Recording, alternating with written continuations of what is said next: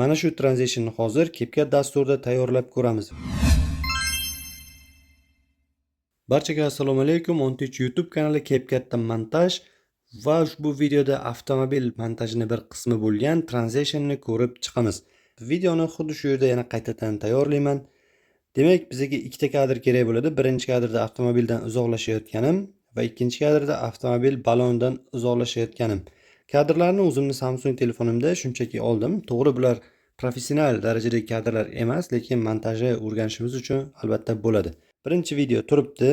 Ikkinchi videoni demak, balon mana bunday uzoqlashadigan qismida ikkiga bo'lamiz.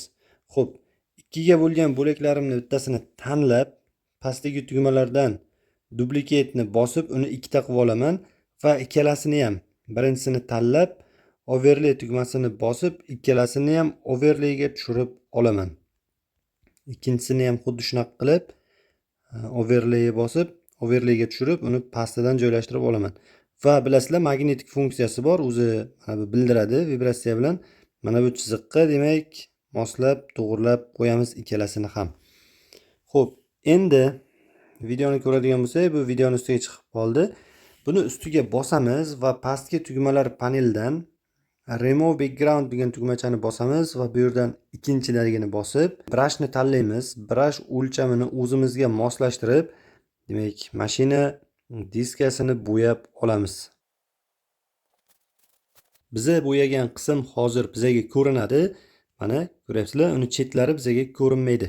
Demak, bu yerdan galchkani bosamiz va endi pastidagi videoni bo'lakchasiga tushib, unda ham xuddi shunaqa birdaniga tushganim uchun birdaniga o'sha remove background o'zi ochiq turibdi. Custom remove ga kirib, bunda birinchi brush bilan hamma joyini bo'yab tashlayman, ya'ni butun video menga hamma joyi ko'rinib turadigan qilaman. Xo'p, va bu yerdan erase tugmachasini tanlayman. Erase bu o'chirg'ich. Erase ni tanlab, yana diskani bo'yab qo'yaman.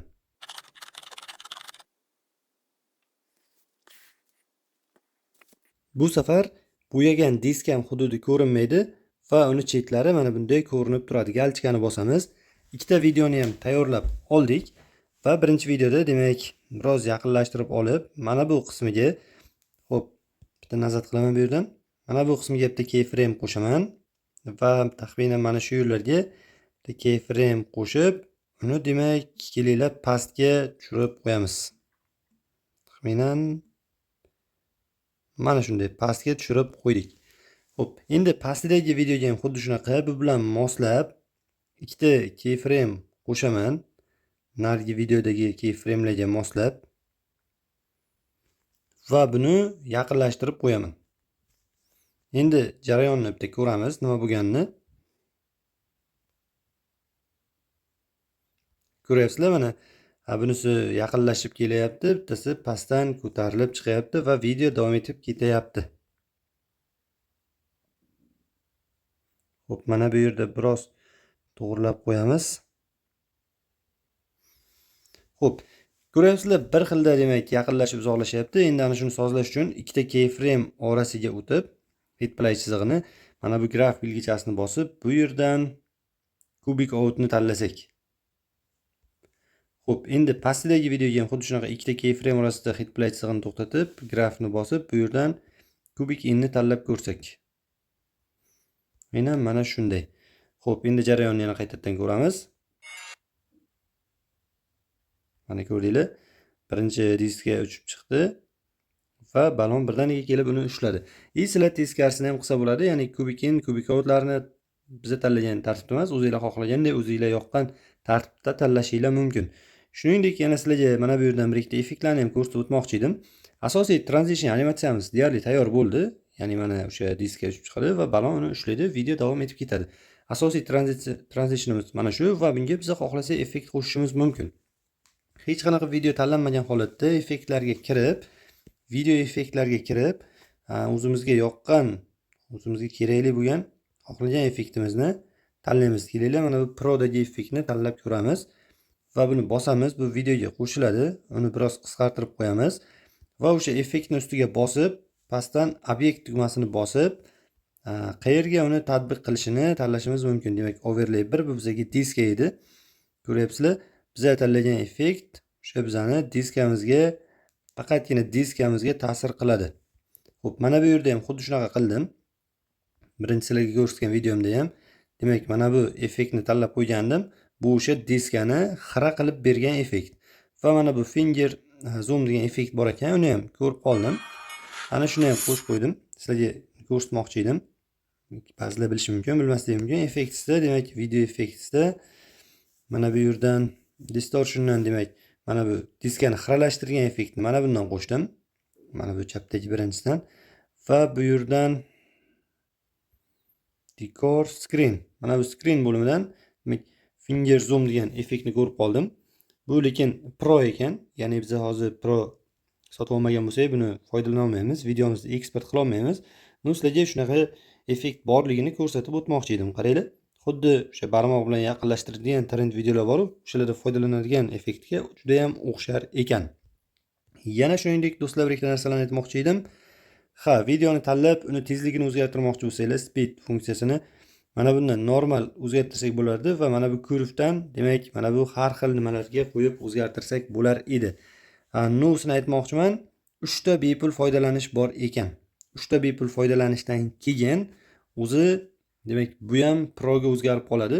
Men kompyuterimda montaj qilganimda mana shu kurv o'zi proda turibdi. Siz buni speedrun videolarda aniq ishlatasiz. Demak, ko'ryapsizlar, bu foydali funksiya ham proga o'tar ekan. Va eksport qilishda nimalar bor? Mana bu tugmani bosadigan bo'lsam va tepadagini o'chirib qo'yaman.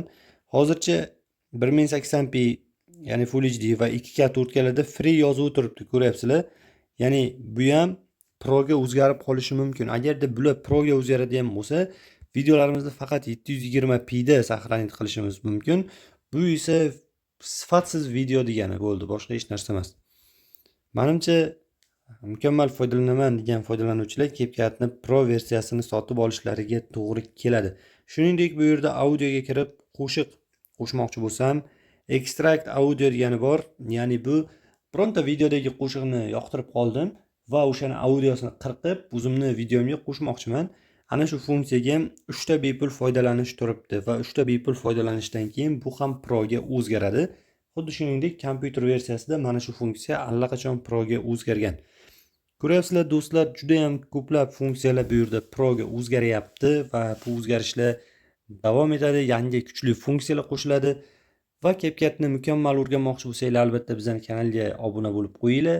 Biza ilmimiz yetganicha sizlarning demak savollariga javob berishga, kommentga yozilgan, Telegram guruhimizga yozilgan savollarga javob berishga harakat qilamiz.